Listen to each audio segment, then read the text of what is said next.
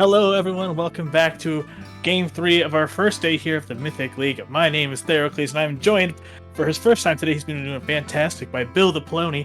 Bill the Pony, I totally blew that name. But how you doing, Bill? Bill the Plony's probably even a better name. I should probably name change. I really like that. But I'm doing great. You know, I got a little break there where we got some Spencer on Spencer action.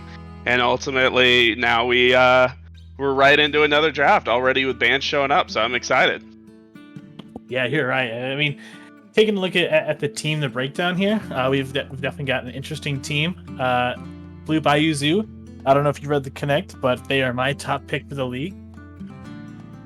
Oh, just kidding. We're getting some technical difficulties. We're going to go ahead and change up the draft scene here in just a few minutes. But, Bill, what is your takeaway from these two teams? Well, ultimately, EEK was kind of one of these teams that kind of came in at the last minute. I think they were actually after the submission, so we'll see what they turn into. They probably haven't practiced too much, whereas BBZ, a lot of these guys I think have been playing pretty seriously together and getting a lot of practice in. But B1 Sivir here, no surprise. Yeah, you love to see it, and by that I mean as far as like a strategic point, I'm pretty sure some of us are getting tired of the gameplay. But that's all right. But the thing I'm kind of like mostly, liking in this matchup is how skewed the points are. Definitely on the side of BBZ, a large majority of the points are going to be on the top half. We've got Geico taking up 32 of the 65 points, and on the bottom side, we've got Kongzi taking up 34 in that 80 carry role. Yeah, hopefully it would be interesting compared to the game I cast earlier, where Rex and Copium were playing it, towards their weaker sides of the map in terms of jungle pathing. I'm curious with alternating strengths on these teams, which side they prioritize in terms of their jungle pathing. Yeah, I've seen these picks come out right away. I'm liking that there's a lot of confidence clearly coming out from Kongzi, picking up the Twitch Yuumi. Clearly that's someone who wants to just get on that enchant to be able to do a big amount of, team fight damage with that Twitch. I like the pickup on the side for War Leader on that Nautilus to be able to kind of give him a lot of pressure in the early game, but I'm really interested to see what the rest of EEK is going to be picking up, trying to be able to play to make sure that they can't get on top of that Twitch. When we look at Arena Thunder, a kind of a newer player, played a few games for UB here and there, and then the Captain's Draft and the in-houses, we see a lot of like the mages, a lot of the Lux, the Seraphines, so that's kind of something that I'm expecting to come out on that side. Yeah, ultimately Mizuza over here has been known for only having a handful of mid laners that he plays, and he's gotten banned out a lot. I know he's worked to expand those. He actually played Anivia against my team UB last season, and he really popped off, but I think if he had a bit more comfort on the champion, he would have really been able to carry the game, and they really struggled, and I believe we ended up winning in the end. So on the other side, I know Arena Thunder very well. She plays Lux very, very well. It's one of her most comfortable champions. So both of them are going to get the picks I think that they want here, because Anivia is going to do a great job of disengaging once Twitch ults. She can throw up her ult, she can throw up her wall, they can pop Sivir ult, they can back up, wait for the Twitch ult to end, and then re-engage. That's true. Putting up a lot of obstacles in the way is definitely one of the ways to deal with that. And as we kind of look to see, the kind of bands left, Ika's going to go ahead and be targeting Dags, or maybe even Geico. I know we like all of those top carries, so an Olaf could kind of be either one, especially I think the way that he's been doing so good, especially in the heroic. Got a couple of good games, strong showing from that champion. So I kind of like that. And then taking away the Jarvan for XT and the heroic, he's played a couple of off junglers, so I think in this last week for the Heroic League, when he kind of switched up to something more meta, he found a lot more success. So I'm kind of hoping to see something a little more stereotypical from him in that regard as well. Yeah, I'm a little surprised to still see the Volibear available here. Very strong champion in FOF and Heroic. I believe it still has 100% win rate on it and could be that big beefy boy to take up space and protect that Twitch. But instead we have the Udyr here. What do you think about that? Are you really familiar with the new remade Udyr? I know that I don't have my reading glasses to catch up on all of it. There's definitely some long descriptions. I like the amount of play that they've added with I forget what it's called. You said the Awakened on the abilities. Yep. That's a nice take. I like that kind of little bit of added layer.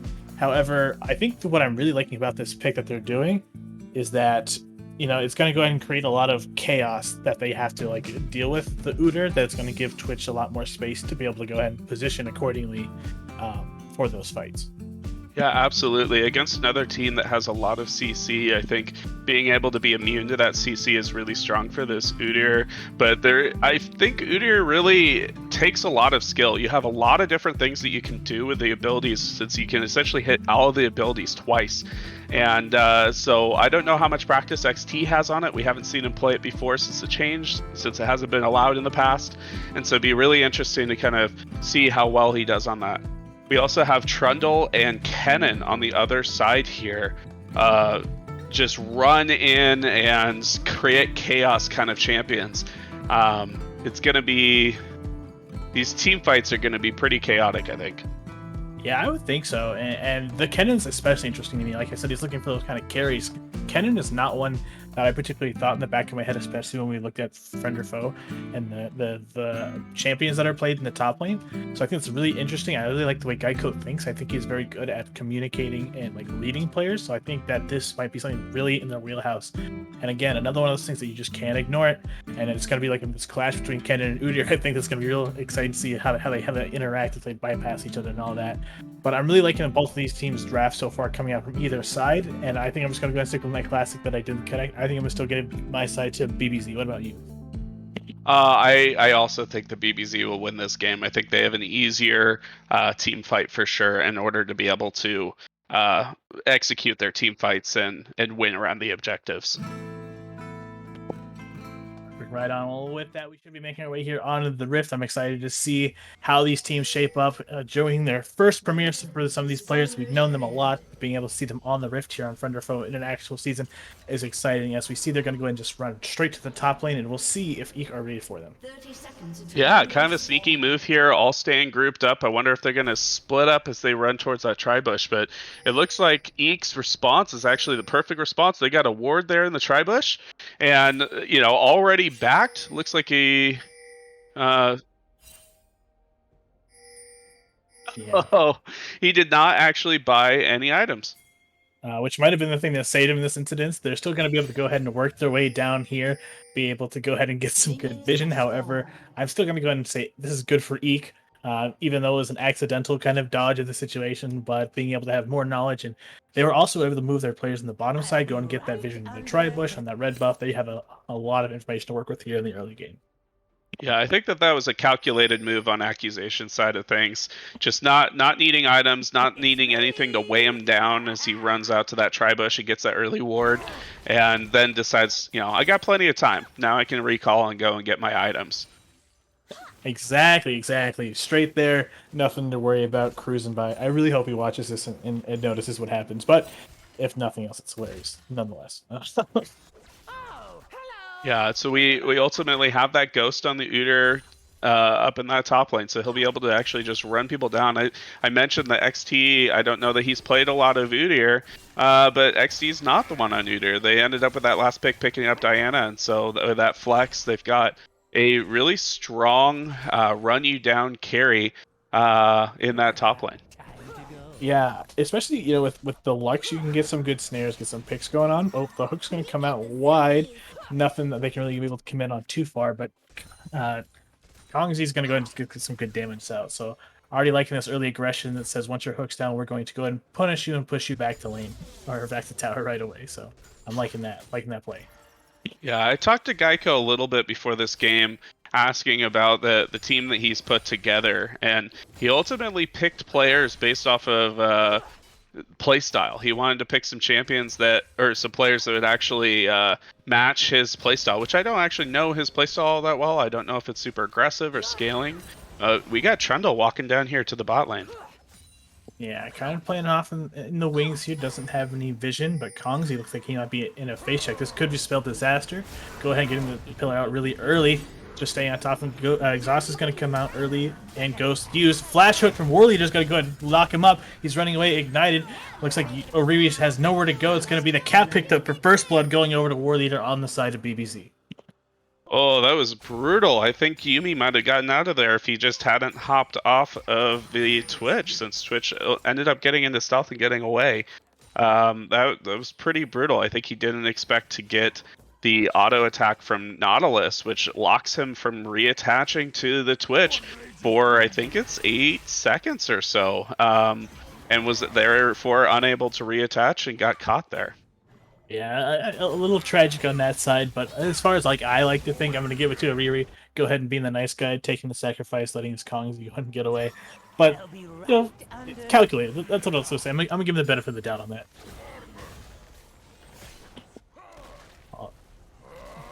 Yeah, 10 seconds is the lockdown, but it looks like we're gonna have Dax go ahead and a flash is forced out of Irina with the double pillar and the wall. I like that combo, and you're gonna see the sad B about come out as a response from Irina as a result.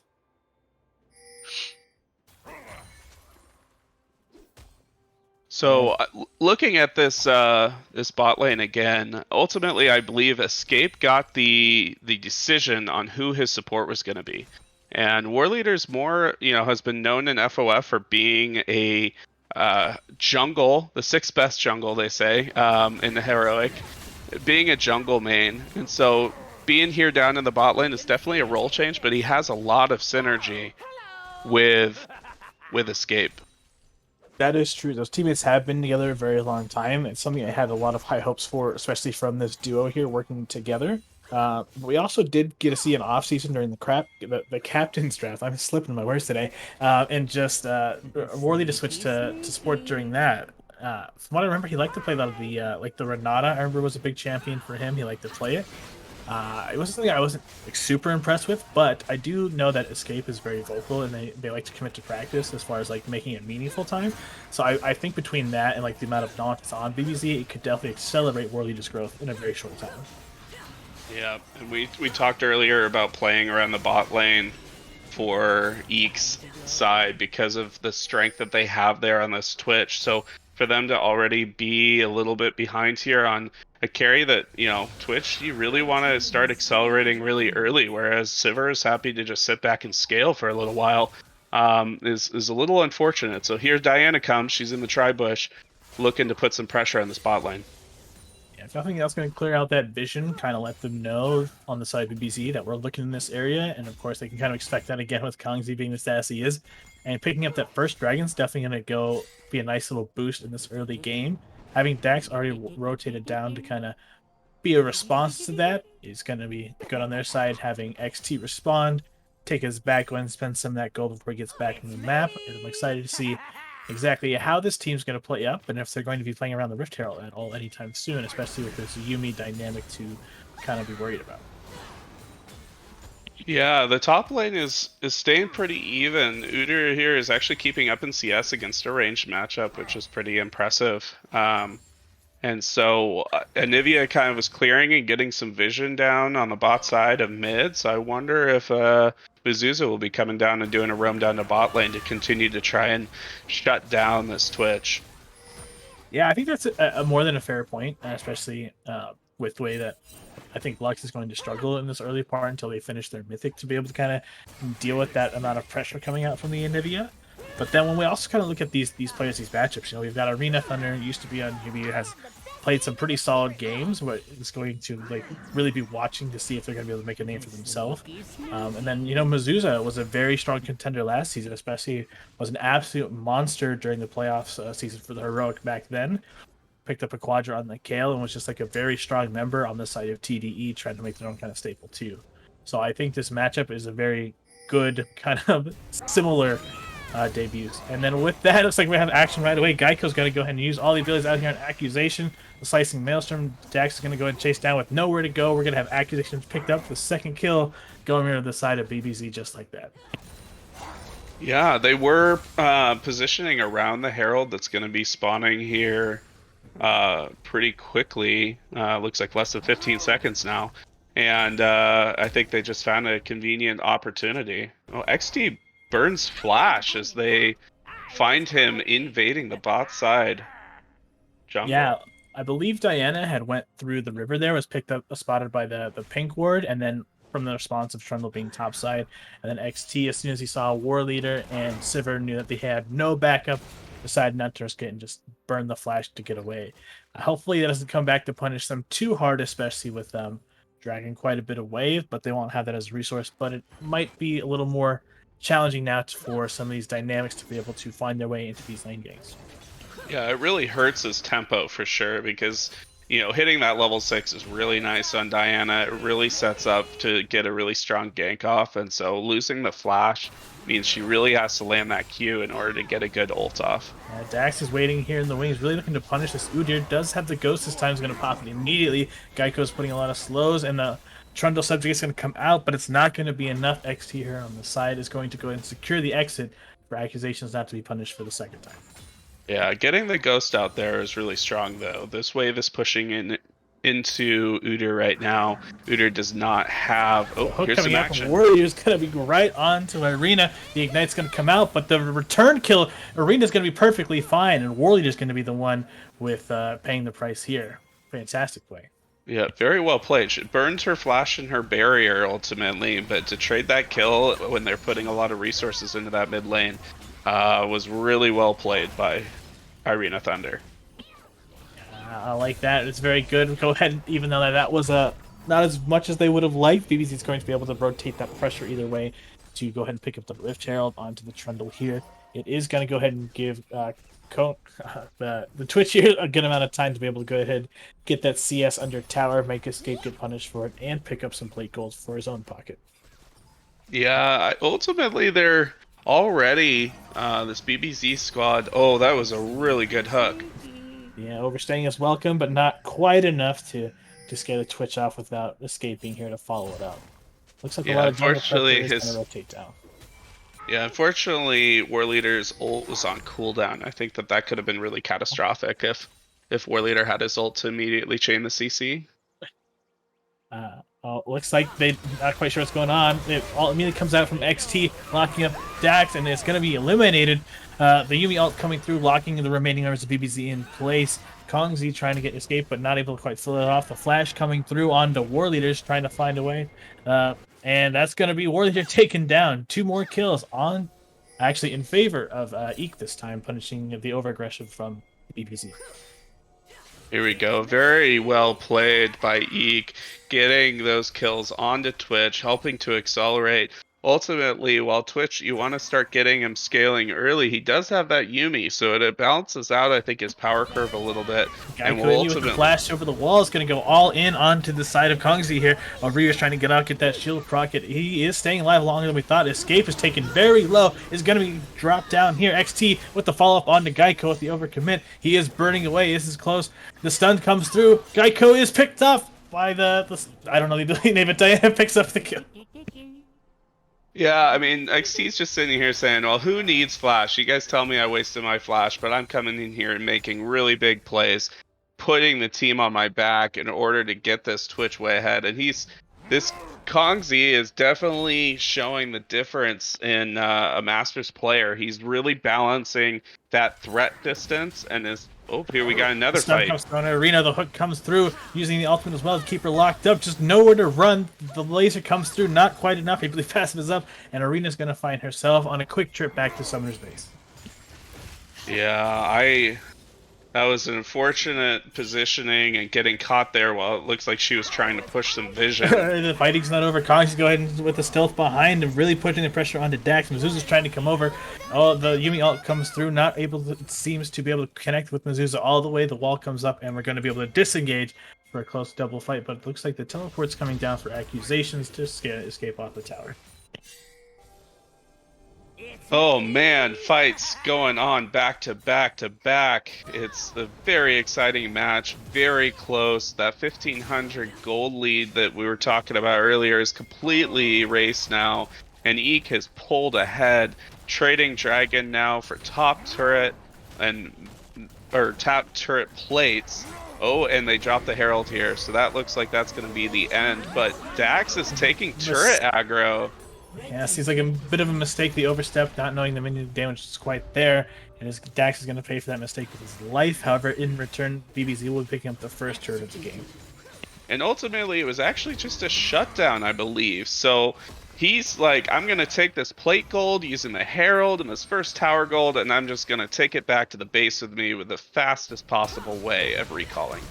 That is true. A lot of back and forth here in the mid lane. I don't think it's going to multi. I'm just kidding. I was completely wrong. As XT's going to pay for his life with the overcommitment, as Mazuza ends up punishing that and picking up a kill for himself. And then, yeah, looks like some balance might restore here for a moment while we have a quick moment to catch our breath on what everything that's going on. Yeah, oh man. So I'm trying to catch up on where each player is now on their build paths. It looks like we've got our first completed Mythic is up with Kennen in the top lane. But we have two champions, both on the EEK side of things, that prefer the non-Mythic, the heroic items first, so the Nashers and the Blade of the Ruin King. So those are completed, and now, okay, Udyr looks like just bought his Sunfire Cape. So as well as, wow, all of them are hitting these power spikes. We've also got the Leandries over with Anivia. So they are all hitting these power spikes right now, and I'm expecting this to just stay bloody the rest of this next couple of minutes. It's true. And earlier, Diana was able to sneak the dragon with escape from Worthy, kind of stiffing out. So we have two dragons on the side of EEK, which is very good for them. You know, BBZ kind of taking the pace really slow with these mythics. And the only thing I am liking that Dax seems to be making his way around the map a lot, really forcing a lot of these summoner spells to be used, and they're not usually available for the larger fights. However, it really seems that on the side, EEK is the one that is setting up for these full-on commits that are really able to punish them in the return.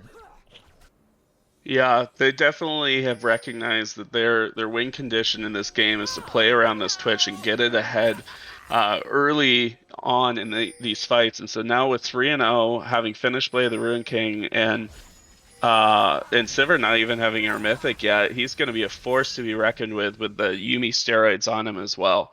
But recognizing this, it looks like 4 are positioning for BBZ on the bottom side of the map, trying to get a shutdown on this Twitch. True, and we got a little bit of action already coming out. The Exhaust is going to go on to escape. The Yuumi ult finds 3, locking him up. A lot of damage coming back onto XT. It's going to be healed up by the Yuumi. Kongzi going with 1, with 2, finding his way pressure onto Mazuza. Mazuza trying to escape. Looks like barely will make it out. Dax here able to secure it. The Subjugate comes out onto Kongzi. The flash away. And XT's going to be the one to pay for that price. The laser comes through from Lux. The teleport comes through on Geico, and looks like we're going to step away with a 1-for-2 trade in the favor for EEK.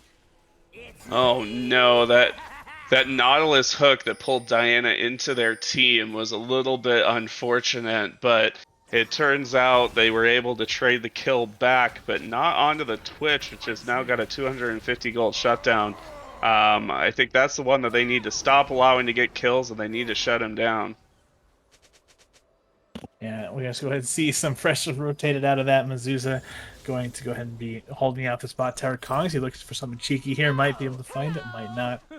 Yeah, looks like he's just going to end up picking up the wave here. This Twitch is becoming a massive problem. Barely getting out of these fights with the double defensive summoners, and Ruby on the Yuumi is giving him a 4-0-2, and it's accelerating him a much farther threat in the game.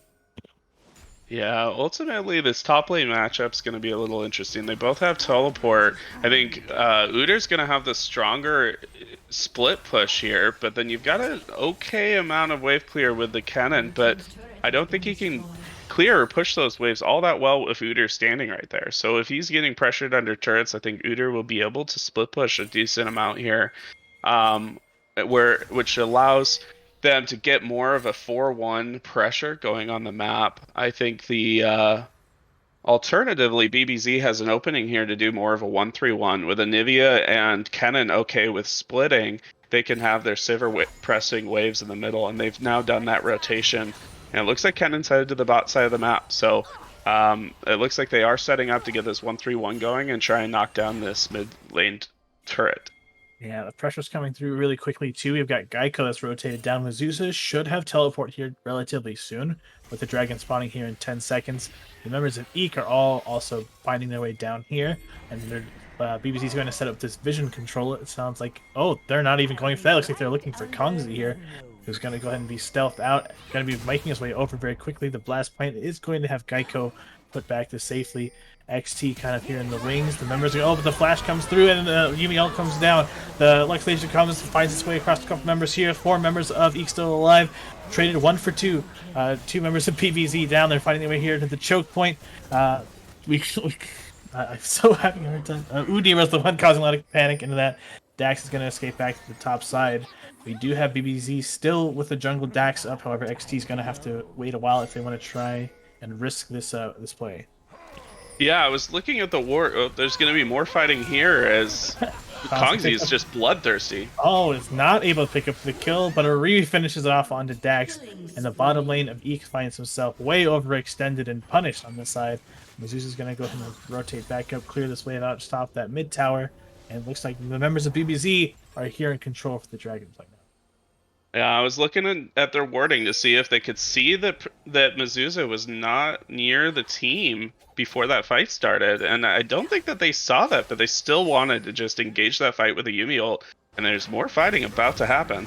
The hook comes through over here, but is immediately getting off the awakened ability to go and ignore the CC and gets out just fine. We do have Kongzi back on the map and Dax respawning as well. It's going to be a long walk, but BBZ do have control of the river as it stands, especially with the pink wards, finding themselves locked in.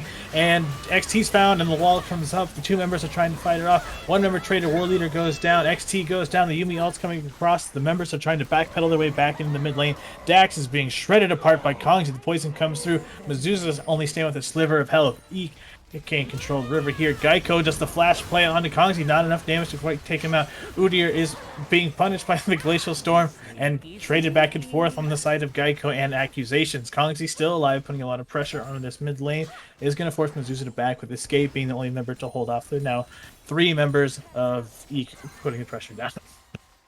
I have to admit, I was a little bit worried about having all your points into an AD carry, because I look down at sometimes on AD carry mains as, you know, you just right click and it's super easy and all you have to do is just not die. But Kongzi's really showing us the difference here with just really, really good positioning, allowing him to get a lot of pressure and a lot of damage in fights, but staying very safe at the same time. It's true, as we contend for the longest dragon ability possible. We have the double TP coming through for the 3rd round of this fight. The Glacial Storm is going through a lot of damage on the dragon. Finally picked up, smited by XT. The fight goes through, the guns in the back line. A huge ultimate. Well, Glacial Storm not able to quite put it off. War Leader go ahead and locking up Kongzi in the back line. Accusations having a menace running down the Nvidia right now. Geico trying to throw a Shurikens, get it back. Double flash over the Nvidia wall as he's locked up. This time the passive from the egg is used, and Kongzi finds a shutdown onto Mizusa. That's a fight in the favor of EEK for 3 members of BBZ down. Yeah, I'd kind of expect them to run. Well, they're junglers down, so they're not going to run at Baron, but they're going to get some vision control over here and wait for XT to spawn. But they're in a good position here with a late kill on Mizusa if they wanted to try and rush the Baron. Yeah, this might be used by Dax to go and pick that blue buff, you know, and as you kind of like hovered by the Observer, it looks like the Sivir has the Kraken Slayer. What is your opinion on that, especially with maybe Udyr being really the only real frontline presence that can be a strong thing for it? Yeah, I think there isn't a lot of threat onto the Sivir except for the Diana, which can hopefully be spell shielded if she's positioning properly in fights. They don't have a lot of ways to get onto the backline, but what they're doing is they're just purely front to backing. They're just blowing up Nautilus, they're blowing up Trundle, and they're sitting here saying, hey, we can do a lot more damage to your front line than you can do to ours. And by the time their front line is dead, BBZ has nobody to protect them and is just in trouble. But I don't think at that point the fight is already lost. I don't think having a different Mythic would change anything. Kongzi's going to go ahead and splash all the abilities. The ult is in use and picked up Escape, has walked 2 forward. Mizusa with the Glacial Storm is not enough. Going to be punished. That's a double kill over the Kongzi. The fight still rages on. The Slicing Maelstrom is going to go and fight Kongzi. Finally shut down. Geico's going to get out. Worthy's going to use the hook to escape. However, we just have accusations over here in the wing, and it's going to be on to Dax. The fight breaks out. The Trundle Pillar is used to get some distance. War Leader trying to walk up is going to be able to dodge the Lux Binding and find his way back to safety. Wow. Well, there's finally the shutdown, but now, you know, it all goes on to War Leader. So a lot of gold going onto the support who, you know, when I played Nautilus is pretty much an ult and Q bot, and you auto, and then you're kind of not doing much for the fight. And so getting a lot of extra gold onto him is not going to be as valuable as trying to get this Sivir to 3 items. Trying to get the Baron, and the teleport do come through for the members of BBZ Mizuza, and the fight breaks out, taking a lot of damage from the Baron. Is going to have Arena locked up and damage sprawling all over. Exhaust is used here in the backline under Geico. The Siphon Maelstrom is in XT is going to have Yumi popped up. That's 4 members down. BBZ go ahead and turn this play around and take the Baron. Now it's only Kongzi to deal with now. All 5 members of BBZ. Yeah, that was a tragic miscalculation on the side of EEK. Oh, here we get the replay, but they're doing this without Twitch. It's true. I think they know that despite losing that last fight, they're going to immediately rotate into this Baron play here. A lot of darkness, however, we do know that Mizuza go ahead and use the teleport right away. The lockup comes through right, and then Mizuza not really able to use the ultimate 2 effect, but it doesn't matter, just kind of a zoning thing to separate it out. And just one after another, they're trying to clear off the Baron and not the members of BBZ, and are shredded apart for it. Yeah, Kongzi might have been able to save the Yumi there at the end of that fight by getting closer to the wall, but ultimately they're choosing a fight. I think they're trying to sneak it, but they didn't really set up their vision before the fight. They didn't get some deeper vision into the jungle prior to trying to do that Baron. And ultimately, if you're trying to sneak that, that's fine, but you ultimately have to have the call that if they come and try and contest this, if they sneak this out and we don't have Twitch, we have to run, we have to leave, and we can't fight this, which is really hard to do when they've got a Nautilus and Sivir who can just get you in there super fast. Sure. They're going to go ahead and pay for that with all 3 of the mid towers going through onto the side.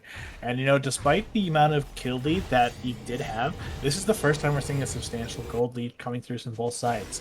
BBZ now at 5k gold, as opposed to what we were seeing before, which was almost being dead even for the majority of the game.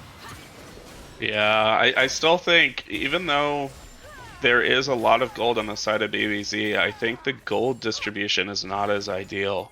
You've got so much of this gold on the side of EEK on this Twitch, so as long as that Twitch can stay alive and position well in the fights, I think that they still have a real fighting chance in these games. But Sivir is probably very close here to hitting 3 items, and that's going to make things a lot harder for EEK. True. Accusations is in a bad spot. The pillar comes through, is going to go ahead and find himself with a lot of damage. The Lux Laser comes through, not able to do nearly as much. We find the members of EEK running away. Arena Thunder is going to use the barrier, but not able to quite regroup. XT is trying to raise his man back to Kongzi, but is going to go ahead and burn the flash to be able to find safety here. This could be pretty bad. We have 30 seconds for the members of EEK to get up, but I do believe that will be Dragon Control going over to BBZ as a result. During the draft, I talked about the fact that BBZ has practiced together quite a bit.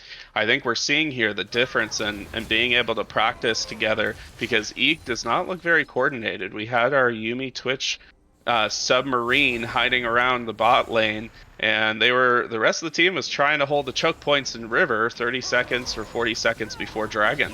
And so you can't hold your choke points if you don't have the threat of Twitch.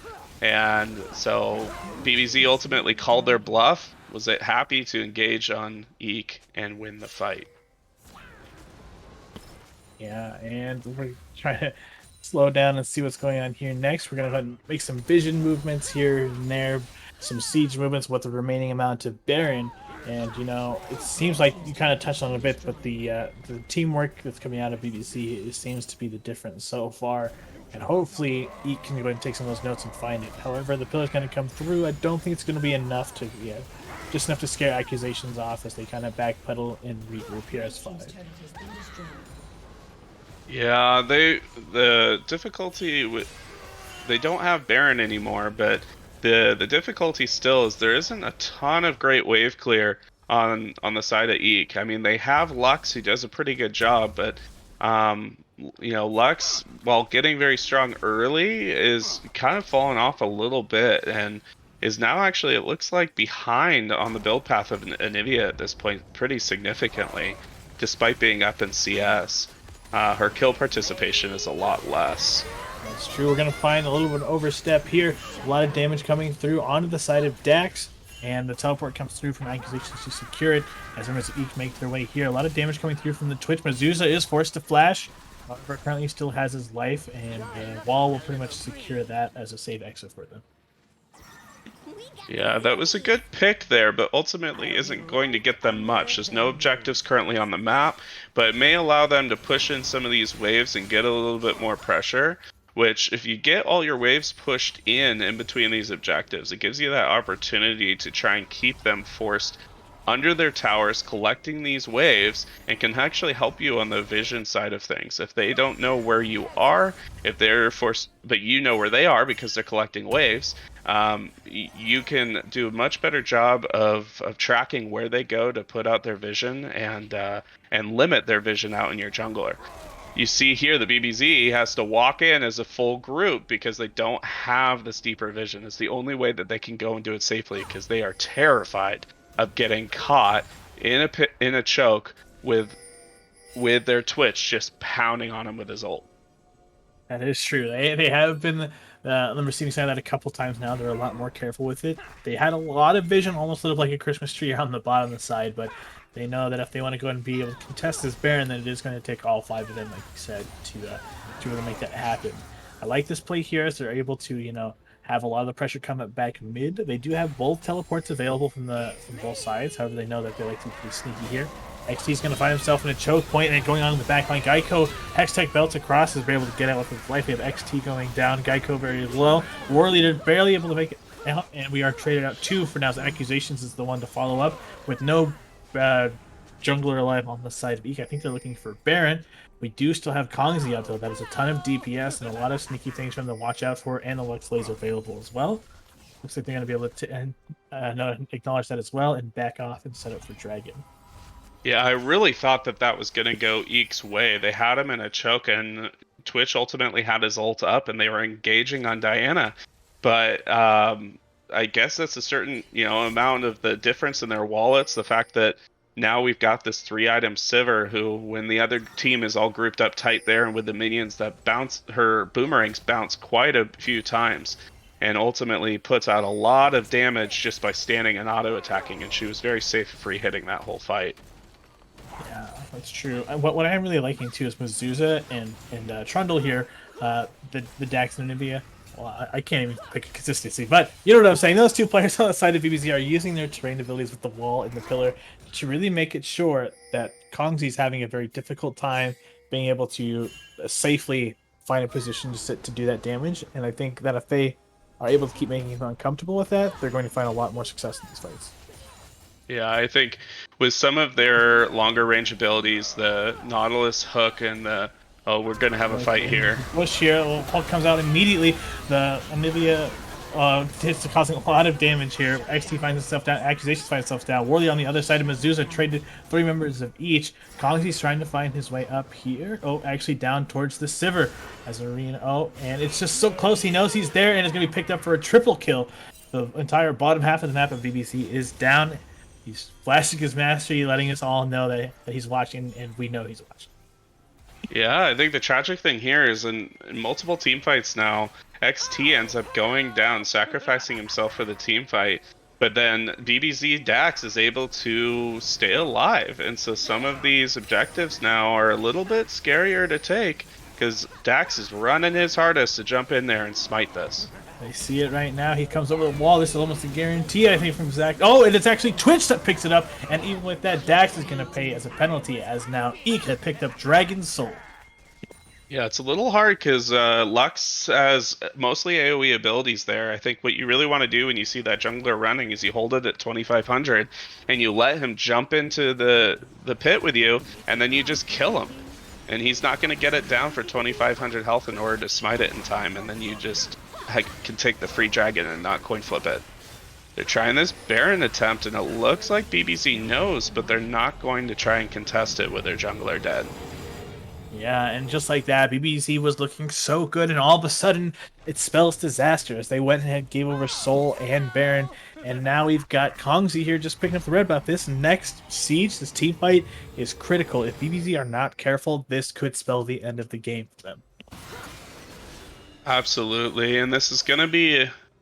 I mentioned earlier that they had the ability to do the 1-3-1, but it's actually really difficult if you're not tracking the Twitch.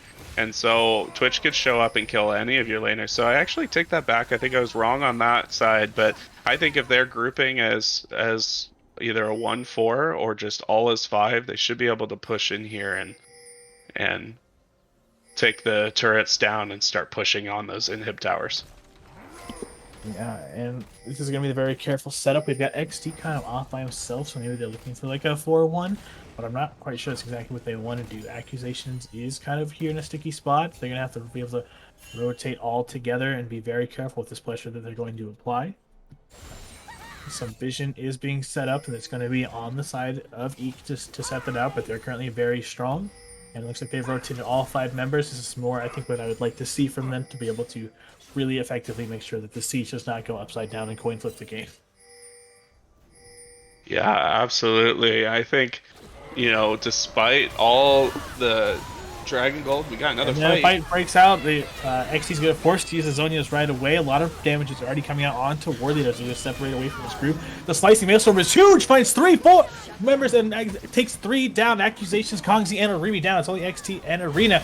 The huge threat is taken away. And we're going to go ahead and take a replay. Break that down. Hey, Bill, what happened? Well, I really thought that this engage by Kennen was really late, but I'm blown away by the amount of damage that he was doing.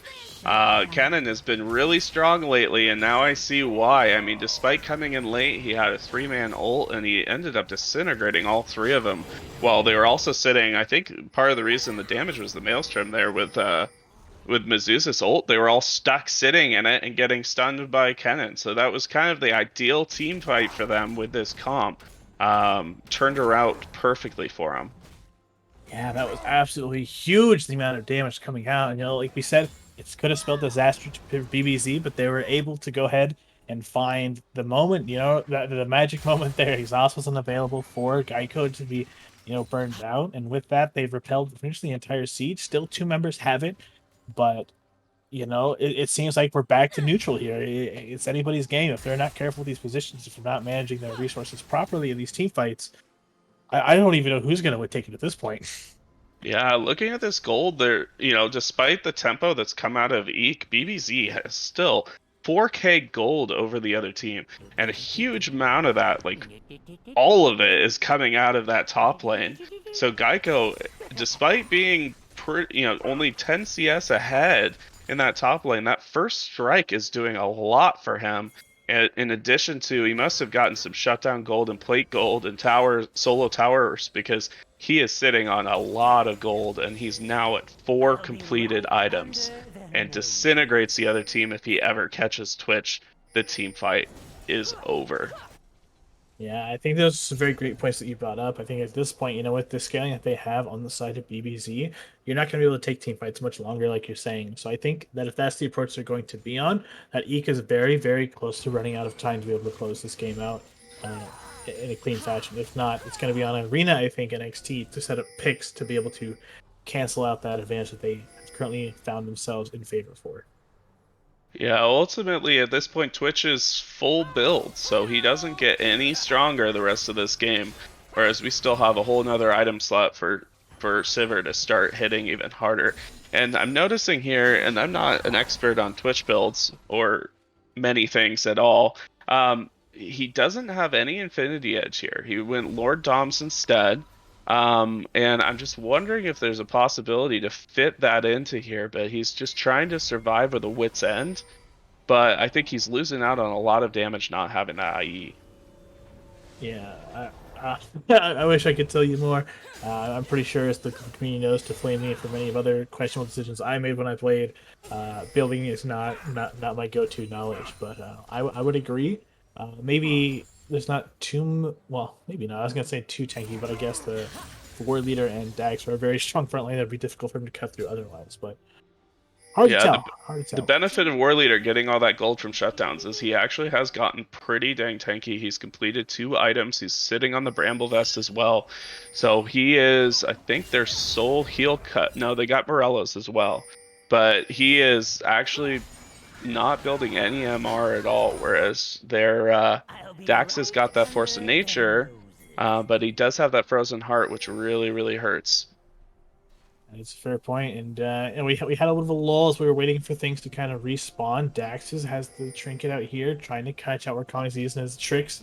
Staying barely off on the side. Accusations run immediately right onto Dax. A lot of damage coming through. The Yumi ult comes across 3 members, and Accusations is taking very low. The Lux Laser is huge. Going to pick up War Leader. Accusations running around very low health. XT straight in on the backside. Now Accusations goes down. The Flash Forward is going to continue on in the madness. Geico is forced to use the Zhonya's Hourglass is picked up by Kongzi. Now 3 members on the side of EEK are going to go ahead and chase down the remaining 2. Medusa tries to run away. Gets the stun on to Kongzi. This could be grand. Oh, the following of forward, go ahead and chase that up. We have the 3 members kind of here playing around the vision, trying to regain some health, as they know that this is very important, as Elder Dragon is the thing on the table. They're not feeling too confident in their ability to take it, so they're going to go ahead and back off and wait for XT, because they don't want to coin flip with the smite still available on the side of BBZ. But again, I mean, he come out on top of that fight, but by how much? Yeah, that was a really painful fight to watch on the BBZ side of things, because War Leader did exactly what he needed to do. He got an immediate hook and chain CC onto the Twitch, who just came out of stealth, so he didn't have a way to stealth back away. But the problem is the rest of BBZ didn't have a way to get in there and get on top of that Twitch in order to stack their CC and get the Geico damage we were talking about. But it looks like they're going for this Elder now, and BBZ knows it. Right, this could be the thing that ends the game. And here we come with the damage coming through the Super Elephant Pop. The Geico gets flashed overloaded. Kongzi is still perfectly healthy, though. The Elder Dragon is slain. I think it's picked up on the side of EEK. And it is just the one that picks it up, with only Medusa and Escape being sent back to their base to lick their wounds. A triple kill coming through for the Kite of Kongzi. I think it's only a matter of time before they pick up the Baron, I mean. Yeah, that was a fantastic snare by Irina. She was able to snare both, I believe it was Geico and Dax at the beginning of that fight, and was able to pretty much blow up 80% or so of Geico's health before he even got into their team. He gets over the wall, but by that point in time, getting to the Twitch, he didn't have any damage left, and Twitch was able to just auto-attack him to death. Yeah, and it looks like we've gone ahead and gone back to EEK's double setup, except this time instead of just Dragon Soul, they have Elder on the table this time, which means that they're a lot more likely that if they break it out into one of those fights, that they'll have a little more leniency to be able to watch out for Geico if he has another huge play. Not much. This is still very much anybody's game if they're not careful in positioning, as we've seen so many times back and forth to this now 40-minute game. Yeah, with Baron and Elder, I'm expecting EEK to just want to fight. They're going to push a fight here, and BBZ, you really don't want to be fighting into that Elder. I am correct that they took the Elder, right? That is correct. They do currently sitting on it, and a lot of Summers down, but Geico is immediately being blown up with the Zhonya's Hourglass used. The Yumi also used in this. Is going to not have Geico from this fight, as we now have 5 members of EEK knocking on BBZ's door to end this game. Yeah, I think that was a bit of a mistake on Geico's part. You have to just concede things if you're gonna try and survive this game. The more you fight right now while they have Elder, the more you're going to lose. And ultimately, because with him down, he's the biggest threat right now to this AD carry on each side. XT goes in huge with 3 members being knocked out by the ultimate. Zhonya's is used on both sides. War Leader is taken down. Elder pops to go ahead and knock out Escape too. We've got 2 members left. XT is fighting his way. It's just Dax, and Dax is going to take down XT. Arena, Thunder, and Kongzi and Ariri with ones. And the Guardian Angel's not going to be enough to stop that, and I believe that is 3 members being able to finish out this game, and EEK take their first victory for the Mythic on their day. Ultimately, all game long, I've been stating the obvious and just reading things off the screen any of our viewers could read, and that's my style of casting, so I'm going to say it now. EEK has won this game. Congratulations. Yeah, and yeah, as much as this was back and forth, Kongzi definitely had, of course, a lot of damage coming through on the side of EEK. But however, it was a lot of other impressive performances too. Accusations was always the one in front, getting those fights and playing back at Arena. Maybe had some lasers go wide, but there was definitely a few that always came across huge in some of those team fights as well. So really well played for all members of EEK. You should be proud of that victory. I think we've got an interview coming up here shortly. I wonder who it's going to be. Who do you think deserves the MVP on the side of EEK this game? Is there any question? I mean, I'm pretty sure we all know who this is. I want to hear from the man, the myth, the legend, the rat, the terror of the last game, Kongzi himself. I would love to see that. We'll see in just a few moments. So it is. We're going to go to a short break, and we'll see you in that interview very shortly with Chris Edgeworth.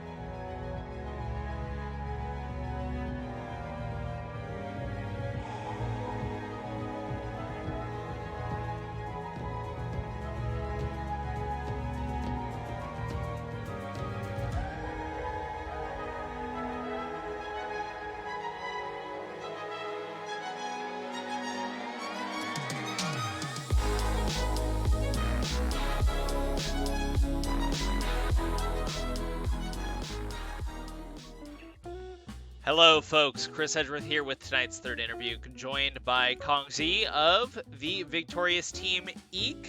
How are you feeling after the first win? Hey, I'm feeling happy. I'm feeling easy. I've got the best team in the league, without a doubt. Hands down, XT, Taki, Arena, whoever we put at support, I love them to death. I couldn't do it without them. Hell yeah, dude. Well, talk to me about putting together the A-team then. You joining the league this season with some familiar faces, some new faces. Talk to me a little bit about what it was like prepping to come into the season. So, if you want me to be deadly honest with you, Chris, we haven't practiced at all. We legitimately pick it up and we run with it. Like we put players in positions and we just play. And we show up, we show out, and that's our job. XT, he put everything together. He put our entire team together. He did everything for us. And like as far as everything else goes, but like Other than that, like I said, we show up and show out. Let's talk about this first game. So you folks come into the league, you're up against a lot of familiar faces in the league on the side of BBZ. And you know, their draft very interesting. I feel like it has a very direct application. Put the wall behind you, run at you with the Sivir and with the Kennen. And the Kennen did find their way there. Tip of the hat to Geico there. But you folks had your own composition. You ended up on the hands of the Twitch, and you got the Yuumi. Overall, it looks like the composition was geared towards peeling for you, giving you the space and the tools to do what you needed to do. Talk to me about what your folks' plan for drafting this and what you ended up against. Okay, so our original idea around our entire draft, like Taki came up with the plan. Me being the ADC, my job is like, regardless of what champion I get put on, I'm supposed to go 10 CSM and just like get 40 kills a game. Other than that, like our entire plan revolved around, we're going to put something where XT can facilitate us, like as laners. We're going to put Arena on something that she is very comfortable with and let her show out.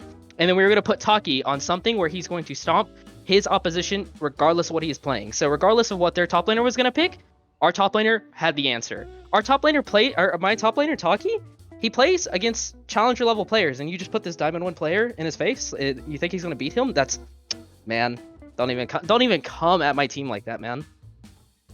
And of course, I just want to point out, folks, a little red herring there. The Udyr was not supposed to be available, will not be available for the rest of this week, but was a miscommunication on the part of the league, so we did let it into this game.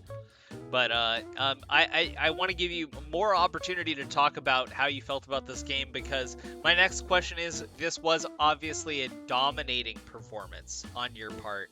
Ariri coming in 1-4-33 on the Yuumi, that seemed pretty much stapled to you from minute 0 in this game. And of course, looking at it overall, this was a composition, as I said earlier, geared towards giving you the opportunity to excel. What are your thoughts coming into the league as a fresh face, and the opportunity you have now as someone who in their first game has had such a stellar performance and made their mark?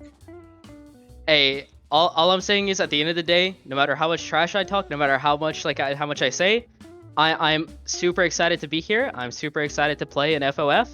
Overall, I'm super thankful for the opportunity that has been given to me by my teammates. I wanted to catch back to earlier. I didn't mean to snub out Oriri. I meant to mention him. I forgot to. The blood is rushing to the head. You know, like, space gliding is hard. It's true. You're moving so fast. You have to make sure you're controlling so many things. Of course, shouts out to the supports. As a support main myself, I'm glad you made sure to rectify that. One thing I wanted to point out before we go is that I noticed, I think there was a couple of people in the chat who were, let's say, naysayers about the build. I, however, actually think your build's very excellent. When I look at the damage profile of your team, the Udyr actually does have some fairly mixed damage still.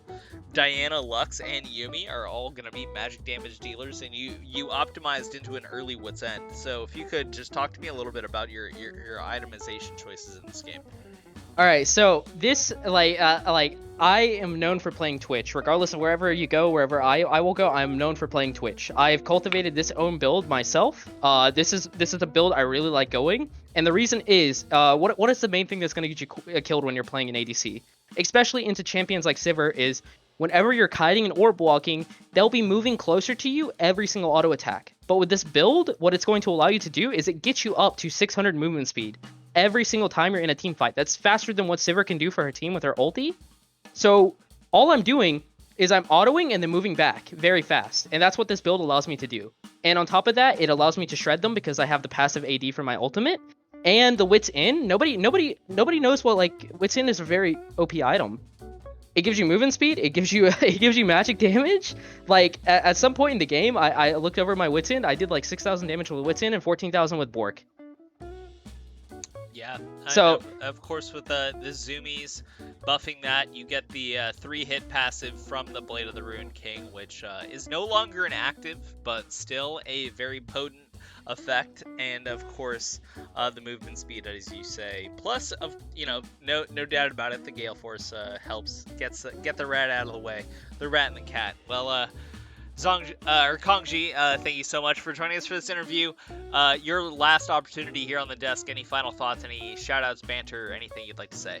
Hey, I want to say something. I want to get it clear. I'm stronger. I'm smarter. I'm better. I am better than anybody else in this league. Don't get it wrong. Don't get it twisted. Stay tuned. EEK coming to win this entire thing, hands down. Just stay tuned. Stay tuned. Game 4 coming up. Short break.